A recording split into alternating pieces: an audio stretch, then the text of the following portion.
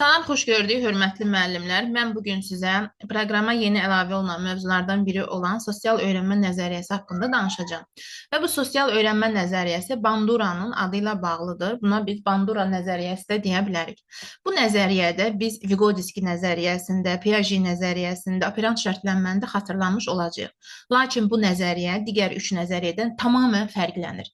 Fərqi nədədir? İndi bir-bir deyəcəyik. Mən burada sizə əsas məğzi, məqsədi qeyd etmişəm. Onlar haqqında danışacağım. Təbii ki, mövzunun PDF qrupunuz da var, oradan da oxuyacaqsınız. Ümumiyyətlə, Bandura bizə nə deyir? Bandura deyir ki, şagird, ümumiyyətlə insan yeni bacarıq və davranışların əldə edilməsində sosial mühit vacibdir. Yəni, sosial mühit Vygotsky kimi sosial mühiti vacib hesab edir. Ona görə də bu nəzəriyyənin adı sosial öyrənmədir. Sosial öyrənmə nədir? Ətrafdakılarından öyrənmədir. Yəni, burada Piaget nəzəriyyəsinin tam əksidir. Bax, deyir ki, insan yeni və bacarıq davranışı öyrənərkən başqalarını müşahidə etmədən yalnız özü həmən o davranış və bacarığı etməklə öyrənməyə cəhd edərsə, o zaman bu fəaliyyət uzun müddət və çox böyük zəhmət tələb edəcək. Ona görə də bu nəzəriyyə Piaget nəzəriyyəsinin tam əks Vygotsky nəzəriyyə kimi zid bir nəzəriyyədir. Lakin Vygotsky nəzəriyyəsinə onunla bənzəyir ki, orada da sosial öyrənmə əsas götürülürdü. Sosial münasibətlər əsas götürülürdü. Bax, yenə də deyirəm, burada da sosialdır zaten adı, yəni nəzəriyyənin sosial öyrənmədir. Sosial münasibət əsas götürülür, amma biraz fərqli istiqamətdə bu haqda danışacağıq. Yəni, Bandura nə deyir? Deyir ki, yeni bacarıq və davranışı öyrənərkən insan özü etdikdə, özü etməyə cəhd etdikdə bu fəaliyyət uzun müddət sürə bilər və böyük zəhmət tələb edə bilər. Ən yaxşısı odur ki, öyrənərkən başqalarını müşahidə etməklə öyrənsin. Yenə də davam edək, görək digər amillər nələrdir? Ümumiyyətlə, sosial öyrənmə nəzəriyyəsi nədir? Sosial öyrənmə nəzəriyyəsi öyrənmənin müşahidə, təqlid, modelləşdirmə yolu ilə baş verdiyini deyir Bandura. Deməli, Banduraya görə sosial öyrənmə nəzəriyyəsində başlıca yolu nələr oynayır, başlıca amillər nələrdir? Müşahidə, təqlid və modelləşdirmədir. Yəni, uşaq digərini müşahidə edir, onun bacarıqlarını, onun vərdişlərini, onun hərəkətlərini təqlid edir və model rolunda çıxış edir. Model rolunda modelləşdirmə nə deməkdir? Yəni, digərinin hərəkətini özünküləşdirir. Eynən onun kimi hərəkətlər edir. Və burada da diqqət, motivasiya, münasibət, emosiyalar kimi amillərdən yəni ki, təsirlənir. Yəni, bu prosesdə bu 3 amildən, daha doğrusu 4 amildən diqqət, motivasiya, münasibət və emosiyalardan təsirlənir. Yəni, bu nəzəriyyə insanların başqalarının davranışını müşahidə və təqlid etməklə öyrənmənin baş verməsinə əsaslanır. Yəni, digərləri müşahidə edirik, onu təkrarlayırıq, beləcə öyrənmiş oluruq. İndi baxaq, deyir ki, İnsanlar yeni bacarıq və davranış öyrənərkən əvvəlcə həmin davranışı və ya bacarığı sərgiləyən insanı müşahidə edir.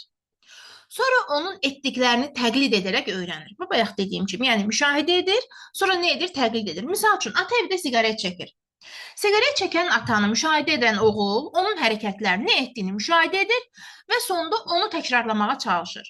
Və yaxud evdə valideyn hər gün kitab oxuyur. Əgər uşaq müşahidə edirsə, valideyn, ata, ana hər gün evdə kitab oxuyursa, baxacaq onu təkrar edəcək. Görürsə ki, çoxlu telefonla oynayır ana və yaxud ata, uşaq da onun kimi nə edəcək? Bütün gün telefonla meyilli olacaq, bütün gün telefonla oynayacaq. Başqa sözlə desək, ətrafımızdakı davranış nümunələrinə diqqət yetirərək və bu davranışları təkrarlayaraq yeni bacarıqlar öyrənilir, yeni yanaşma və dəyərlər formalaşır insanda. Yəni, ətrafdakılarını izləyərək, müşahidə edərək, yəni onların etdiyi davranış nümunələrinə diqqət yetirərək həmən o davranışları təkrarlayırıq, yəni təqlid edirik və bizim üçün bu nə edir? Nə rolunda çıxış edir? Bacarıq, yeni öyrənmə, yeni yanaşma, yeni dəyərlər kimi formalaşmış olur beynimizdə. Daha sonra Bandura deyir ki, həm idrak, həm də ətraf mühit amilləri müşahidə olunan davranışa və öyrənmə prosesinə qarşılıqlı təsir göstərir. Yəni, Banduraya görə yalnız sosial ətrafdan öyrənmirik. İnsanın öz zəkası da, öz idraki da burada rol oynayır. Yəni, sən ətrafdan nə qədər gözəl nümunələr çəkirsən çək, əgər onun idraki başqa yerə yönəlikdirsə, yaxşı alınmayacaq. Burada həm idrac, həm də sosial mühit amilləri əsas rol oynayır. Yəni ki, öyrənmə, insan öyrənməsi yalnız intellektual amillərlə deyil, həmçinin sosial faktorlarla da əlaqəlidir. Yəni ikisi birgə əlaqəlidir. Yəni bu o deməkdir ki, kitablarda deyil, yoldaşlarımız, valideyn, yəni oxuyaraq deyil də, kitablardan deyil nə deməkdir? İnternetdən, kitabdan deyil, yoldaşlarımızdan, valideynlərdən, müəllimlərdən, təlimçilərdən qarşılıqlı münasibətlə öyrənirik. Yəni yalnız bayaq başda dediyimiz kimi, yalnız özü oxumaqla, öyrənməklə deyil, digərlərlə qarşılıqlı münasibətdə də öyrənə bilər. Bax belə.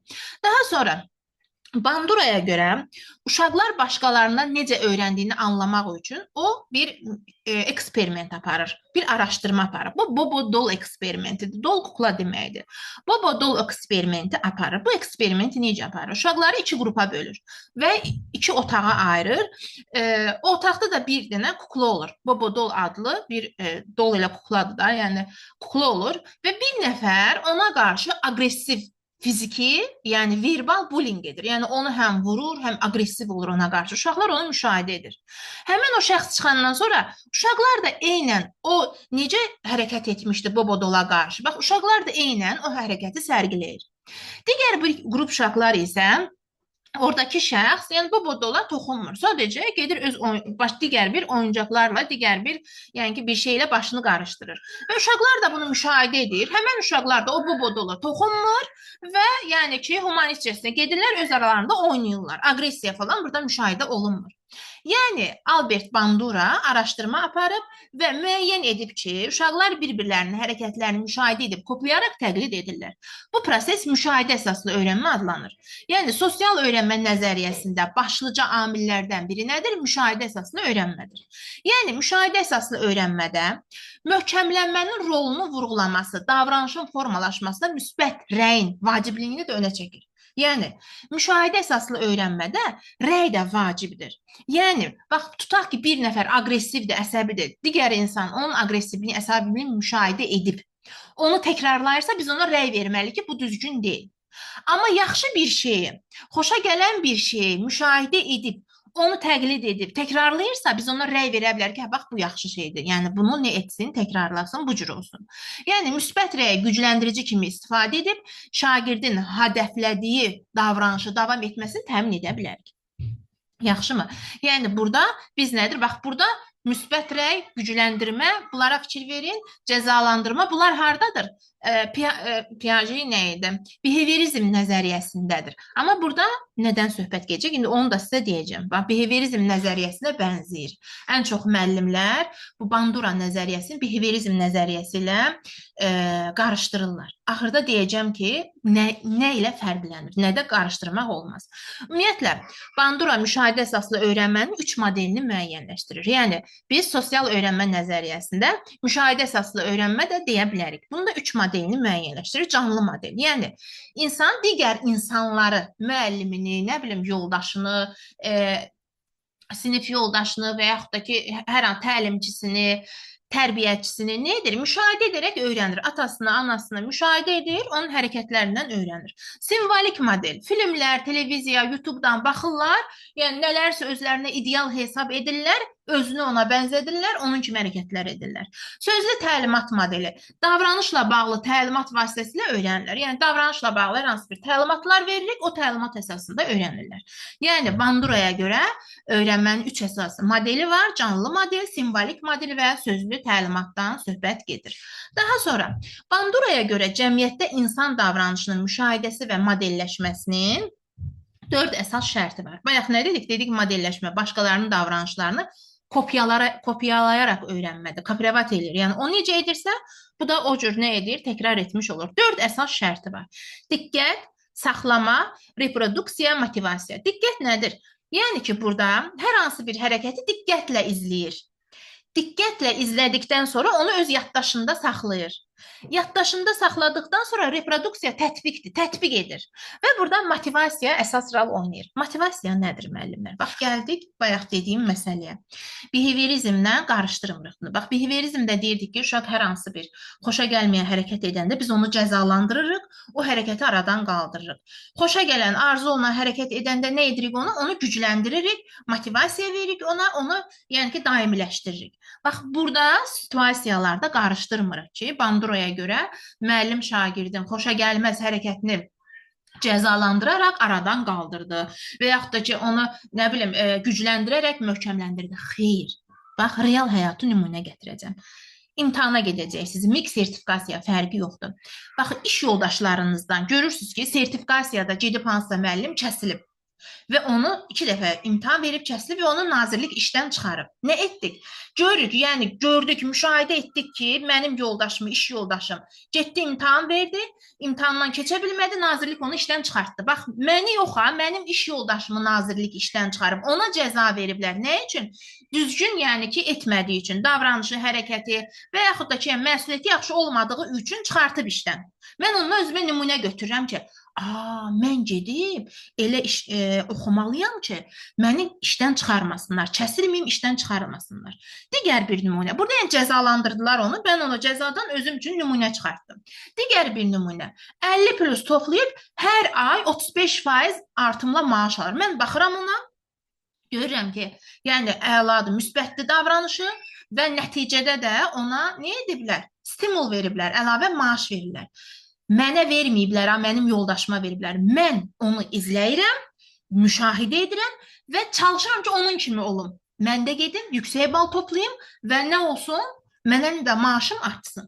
Və yaxud MİQ imtahanına gedib kəsilib, o qədər əziyyət çəkib kəsilib, deməli, haradasa bir nəyi var? Yanlışlığı var. Ya yaxşı oxumayıb, ya başı telefona qarışıb. Mən ondan özüm üçün nəticə çıxarıram ki, getdi, yaxşı oxumadı, getdi, kəsildi. Digər isə getdi, müəllim adına qazandı, işləyir. Mən yəni onları müşahidə edib, baxıb, onlardan nəticə çıxarıram. Bax, yenə də deyirəm, bunu qarışdırmayaq. Yaxşımı? Ümumiyyətlə, Banduranın araşdırmasının nəticəsində özünə inam konsepsiyası da inkişaf edir. Özünə inam öyrənmə ilə bərabər davranışa da təsir edir. Öz bacarıqlarımızla bağlı daha inamlı olduğumuz təqdirdə yeni məsələləri öyrənməyə daha da istəkli oluruq. Yəni, mən nə edirəm? Qarşıma məqsəd qoyuram ki, həmən o yüksək bal toplayan müəllimlər kimi, həmən o müəllim adını qazanan müdavimlər kimi mən də nə edəcəm? Özümə inanıram. Gedəcəm, yüksək bal toplayacam, gedəcəm, uğur əldə edəcəm. Yəni, burada Banduranın sosial öyrənmə nəzəriyyəsində əsas rollardan biri də özünə inamdır. Yəni, burada bax, hətta Dvek nəzəriyyəsinə də getdik. Yəni, açıq düşüncə tərzində olmaqdır, qapalı düşüncə tərzində olsaq, bizim yəni, nəticəmiz, istədiyimiz hədəfimiz, istədiyimiz, nə bilim, fəaliyyətimiz, bacarığımız, işimiz uğurlu olmayacaq. Görün, neçə nəzəriyyənin burada biz adını çəkdik. Amma yenə də bax, təkrar edirəm, sosial öyrənmə nəzəriyyəsi behaviorizm nəzəriyyəsi deyil, tamamilə fərqlidir. Burada cəza və stimulu şagirdin özünə deyil, onun yoldaşına verirlər. O, verilən cəza və stimuldan özü üçün nəticə çıxarır və onu nə etməyə çalışır? Təqlid etməyə çalışır. Müşahidə edərək onu təqlid edib təkrarlamağa çalışır. Bax, belə çox gözəl, çox maraqlı nəzəriyyədir, imtahana düşən nəzəriyyədir və adını sadaladığım nəzəriyyələrlə çox vaxt müəllimlər qarışdırırlar, amma biz qarışdırmayacağıq. Uğurlar.